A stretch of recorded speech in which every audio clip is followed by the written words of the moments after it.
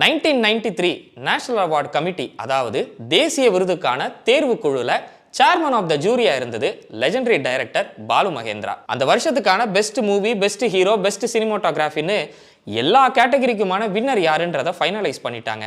ஆனா முடிவாகாத ஒரே கேட்டகரி சிறந்த இசையமைப்பாளர் யார் அப்படின்றது தான். அதுக்கு காரணம், சிறந்த இசையமைப்பாளர் யார் அப்படின்ற கேட்டகரியில 2 மியூசிக் டைரக்டர்ஸ் சமமான ஓட்டு வாங்கியிருந்தாங்க. ரோஜா படத்துக்காக ஏஆர் ரஹ்மானும், தேவர் மகன் படத்துக்காக இளையராஜாவும் சிறந்த இசையமைப்பாளருக்கான கேட்டகரியில நாமினேட் ஆகி 2 பேருமே சரிசமமான ஓட்டு வாங்கியிருந்தாங்க. இதுல ட்விஸ்ட் என்னன்னா, இதுல இன்னும் ஒருத்தர் ஓட் பண்ண வேண்டியது இருக்குது. அதுதான் பாலு மகேந்திரா.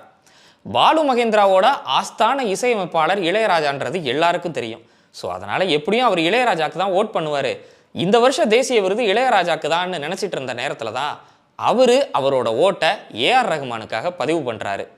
இந்த நிகழ்வெல்லாம் நடந்து அவர் சென்னையில் இளையராஜாவை பார்க்குறாரு. அவரை நேரில் பார்த்துட்டு, இந்த மாதிரி விஷயங்கள் நடந்துருச்சு, ஆனால் நான் என் ஓட்டை ஏஆர் ரஹ்மானுக்கு தான் போட்டேன். அதுக்கு காரணம் என்னன்னா, கிட்டத்தட்ட 20 வருஷமா இந்த தமிழ் சினிமாவில் நீ கொடி கட்டி பறந்துகிட்டு இருக்கிற, இன்னைக்கு வந்த ஒரு 22 வயசு பையன் உனக்கு போட்டி கொடுத்து உனக்கு சரிசமமாக நிற்கிறான்னா அப்போ நான் அவனுக்கு தானே விருது கொடுக்கணும் அப்படின்னு கேட்டதுக்கு இளையராஜாவும் நீ சரியான விஷயம்தான் பண்ணியிருக்கேன்னு சொல்லி அதை பாராட்டி இருக்காரு. இப்படி தான் ஏஆர் ரஹ்மானுக்கான அந்த முதல் தேசிய விருது கிடைக்குது. இப்படி தன்னோட முதல் தேசிய விருதை வாங்கின ஏஆர் ரஹ்மான் இன்னைக்கு இந்தியாவிலேயே அதிக தேசிய விருதை வாங்கின இசையமைப்பாளராக இருக்காரு.